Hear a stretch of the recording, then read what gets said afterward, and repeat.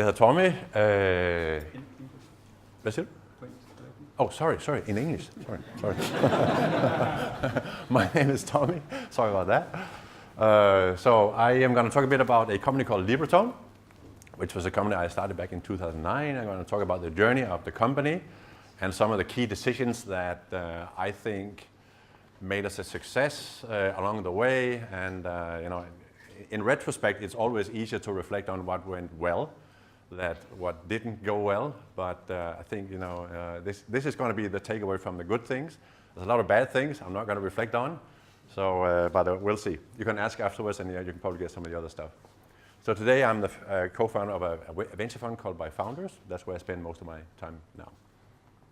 So the theme is how we won a pre-launch deal with Apple, and without any product, without any organization, without any capital, and any track record. So this should be an impossible mission in all aspects. It did not turn out to be that, but there was a lot of bumps on the way, so I'm going to walk you through that.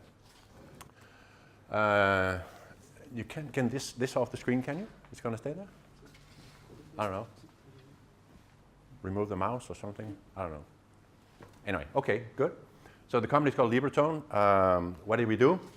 It was a wireless audio company founded in 2009, late 2009. We focused on wireless speakers for mobile devices primarily. We had a lot of focus on design as one of our main competitive advantages. We focused on interior. Design and interior go together in conjunction.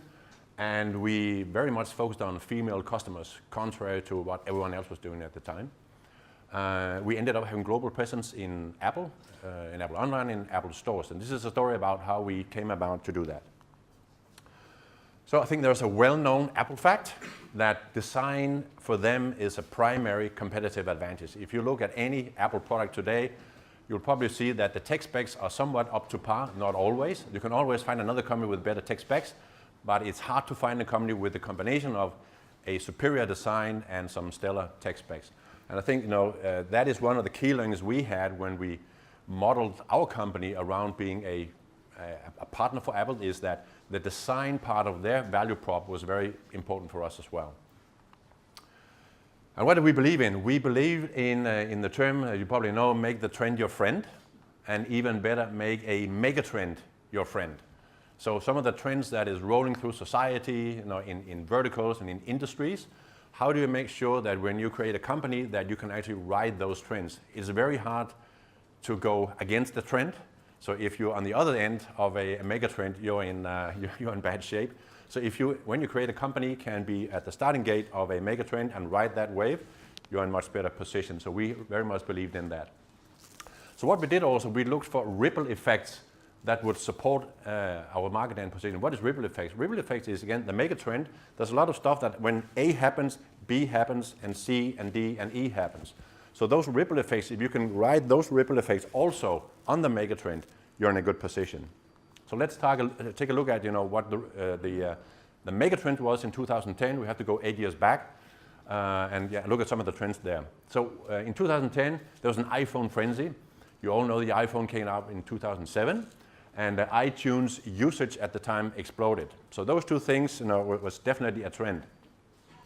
And also in 2010, Apple introduced a technology called AirPlay, which was the first really professional wireless and professional grade wireless audio standard that they promoted and said, hey, every speaker manufacturer, come do this if you want to do wireless audio.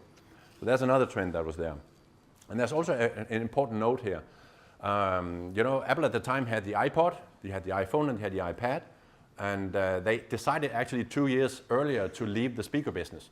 So they were out of equipment on their own to actually support what they had of devices, meaning that they were actively looking for partners to sign up with them, to support the ecosystem, and to actually play the music that everyone was having on their devices. That's an important note as well. So the timing of when we launched the company was very well positioned as to when they decided to discontinue their own brands of sound. And this is before the Beats acquisition, by the way, you probably know about.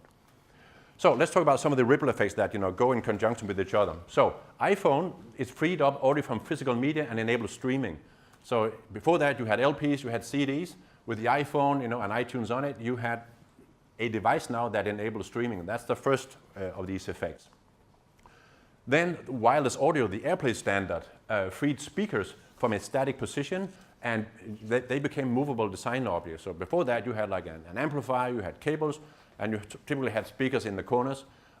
Wireless audio enabled that you could suddenly have speakers in your room, you can move them around, and they could become objects of your interior design. So design objects interact with interior design as well. So if you had movable speakers, you could make them look good in a home with the colors, the fabrics, and everything else you had in your home. So they didn't have to be these ugly black boxes that every home hates, I would say. Interior design is, and I'm stereotyping now, I'm sorry for that, is typically a female decision domain.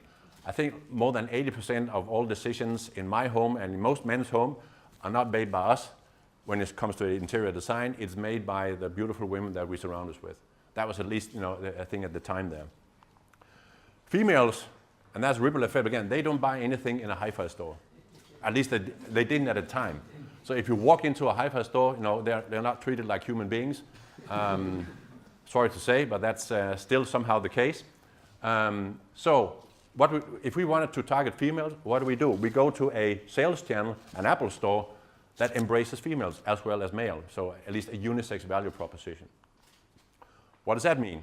Ripple effect again, we discard all advertising towards a male audience. So we never talk to a guy, we never talk to a male audience in our ads or in anything, or in any of our communication, only to a female audience. It also means we never talk tech in a typical way. So we converted all our messaging to visuals instead of text. Men love text, female typically, I'm stereotyping again, love visual communication. So we converted all our comms to visual communication. We made them extremely easy to use. Most females have little patience in anything, less in technical products. So it had to be an extremely user-friendly product, for them not to lose patience in what we did. We did that as well. And then we designed a brand position to reflect all of these takeaways you just saw. So all of these ripple effects that went through the industry, we took the brand position and designed it around that, and then we started making products. So at this time, with all these effects that you're seeing, we hadn't done any product development yet. No idea what that should be. We just knew that these were the mega trends running through the industry, and we had to make a company and products around those trend changes. So what do? Say, okay, what are our brand values going to be then? So if we want to be in the Apple stores, we need to adhere a lot to what they do.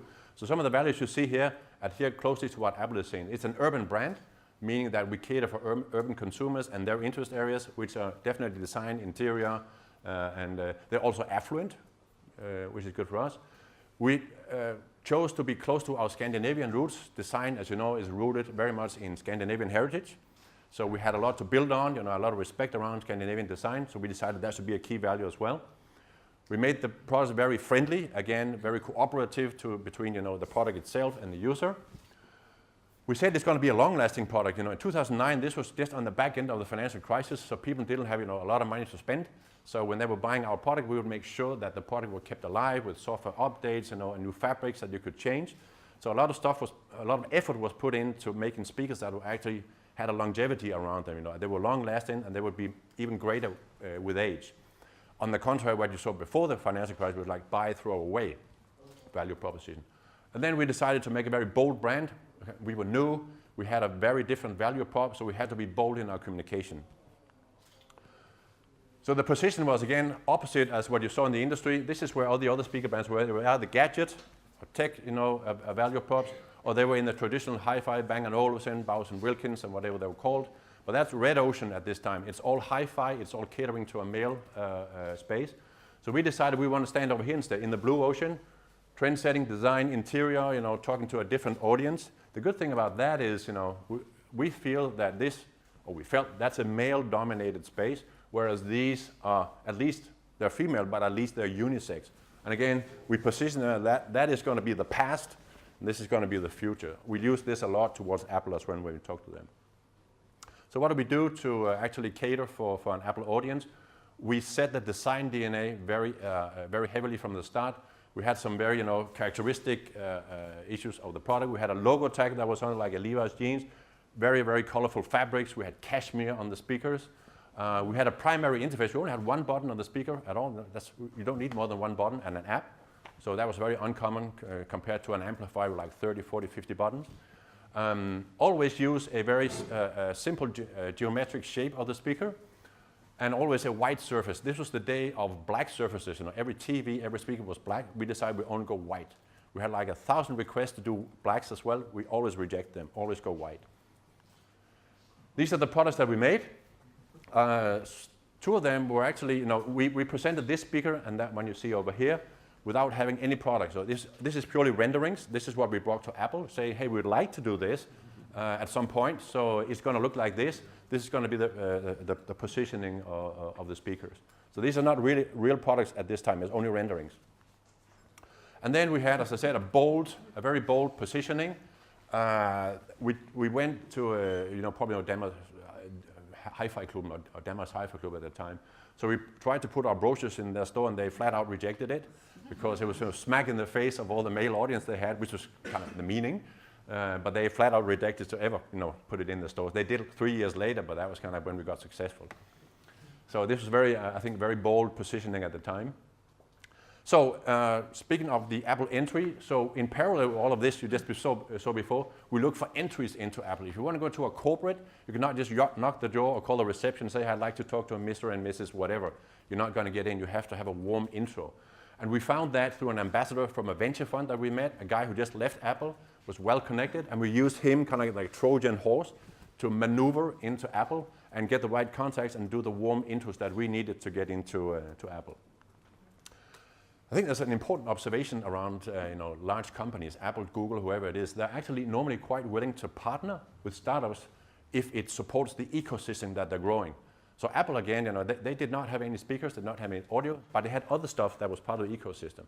And they needed someone around them to support that ecosystem. So I think if you have that, if you support whoever, be it Google or whatever, if you have something that, you know, adds to the ecosystem, they're quite willing to talk to you, even though you're a small company. I think that's a good learning lesson, that you don't have to be afraid to call on these companies if your value prop is strong enough. And I think we had one at the time. So we started the company in December 9. We went to San Francisco in January, and from where we got our ambassador, met him through the venture fund. February through May 2010, we worked closely with Apple. Another observation is that, you know, there's never one guy to talk to in large corporations. There's like hundreds you need to talk to. In Apple, it was 3 main ones. Merchandising, which is the Apple stores, so the physical stores that you're going to get into. They're like Nazi about how the products should look, how they are positioned in the stores, you know, and how high can they be, how wide can they be. I mean, everything has to be, you know, minuscule to what it has to be. The technology groups are very important. You know, AirPlay was a new standard. They want to, you know, they wanted to do their own certifications on top of, you know, what everyone else was doing. So Apple certification was very important for us. And lastly, of course, procurement. Someone's going to pay for these products at one point in time, and they're hard negotiators, I can tell you. So if you want to negotiate with Apple, call me. I do have a few tricks up the sleeve. So this is from February to May, so it's like 3 months over the early spring. At this time, we were doing some technology work in parallel to just, you know, not get behind. And early June, we signed the Apple deal in Cupertino. So this was for launch later in the year, but we did not at this time have any product. The only thing they had seen at this time was the renderings. And we said, it's going to be like that. It's going to be red, it's going to be nice, it's going to be cool, it's going to support your brand. We didn't have a product. So it's basically, we were just, I mean, highballing it to a large extent for a long time. And then in October 2010, we entered the first 25 Apple stores. So I think in retrospect, but this is the last slide, I think 80% or maybe 90% of the work that needed to be done to go to them and talk to them and get the deal was done way before that. I think all the preparation that went into curating the brand, curating the audience, you know, the sales channels, you know, knowing where do we sit in their ecosystem. I think today all we thought about was like, how do we create a brand and a company that will morph around the Apple ecosystem? And actually we stayed there. We stayed, you know, purely in the Apple ecosystem for the first 3 years of the company's lifetime. You know, we had an immense amount of requests to go for the Android because Android was growing quickly.